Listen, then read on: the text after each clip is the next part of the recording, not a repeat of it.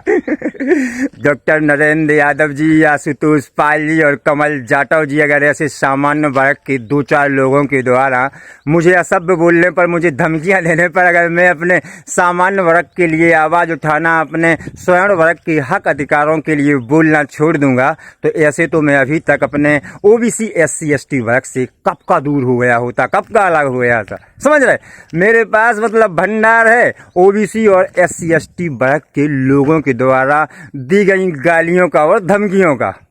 समझ रहे। और बिल्कुल साथियों, अभी क्या होता है कि मुझे कुछ 2-4 लोग स्वर्ण वर्ग के, सामान्य वर्ग के असभ्य बोलते हैं, धमकियां देते हैं, तो मैं उनके लिए बोलता हूं। तो अभी मेरे भाई लोग मुझे सलाह दे रहे हैं कि हमने तो पहले ही कहा था तुमसे भाई, नहीं पड़ो उन लोगों के चक्कर में, नहीं रहो उनके साथ। समझ रहे, जब उनके मन की बात नहीं करोगे तो वो गालियां देंगे, धमकियां देंगे, ये करेंगे, वो करेंगे। कहने का तात्पर्य कि ये लोग अब हमदर्दी की हट जाओ, उन लोगों के लिए बात करना बंद कर दो। तो साथियों, मैं आप सभी को बता दूं कि ऐसा नहीं है कि किसी जाति या वर्ग का अगर कोई व्यक्ति मुझे असभ्य बोलता है कि या किसी भी अन्य व्यक्ति को असभ्य बोलता है, गलत धमकियां देता है, तो इसका ये मतलब नहीं है कि वो पूरी जाति ही खराब है या वो पूरा वर्ग ही खराब है।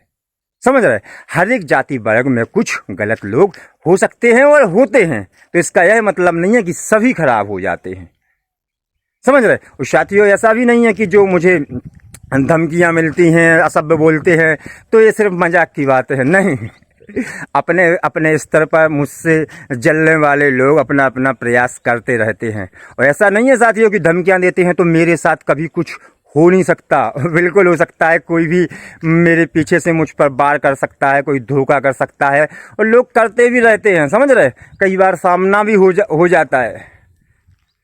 लेकिन साथियों, इसका यह मतलब तो नहीं है कि मैं अपनों के लिए बात करना छोड़ दूं। मेरे लिए तो सभी अपने हैं, कोई किसी भी वर्ग का हो, लेकिन जहां पर किसी के साथ गलत होगा, किसी के साथ अत्याचार होगा, वहां पर मिलेंगे। समझ रहे, और साथियों ऐसा नहीं है कि मेरा भी घर परिवार नहीं है, मेरा ही घर परिवार है, और मेरा घर परिवार सब है।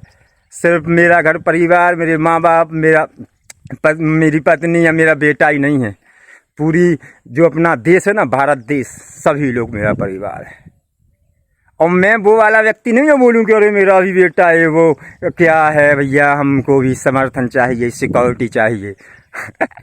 हम लोगों ने अपने जो लाइसेंस वाले हथियार होते ना, वो लोग जमा कर दिए उल्टे, कि भाई जरूरत नहीं है उनकी।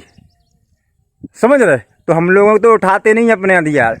और आने वाले समय में साथियों, जो मेरा बेटा है अभी तो वो 1.5-2 साल का ही है, आने वाले समय में वो और भी ज्यादा ये कार्य करेगा लोगों को उनके हक अधिकार दिलाने के लिए। और जरूरत पड़ी तो साथियों वो सरकार भी बनाएगा और लोगों को उनके हक अधिकार दिलाएगा, हर एक वर्ग के लोगों को। और बिल्कुल साथियों, और आप सभी से यही कहूँगा कि समझदार बने, जागरूक बने, लेकिन कभी भी धर्म विरोधी न बने, ना ही संविधान विरोधी बने, और ना ही देश विरोधी बने। बिल्कुल।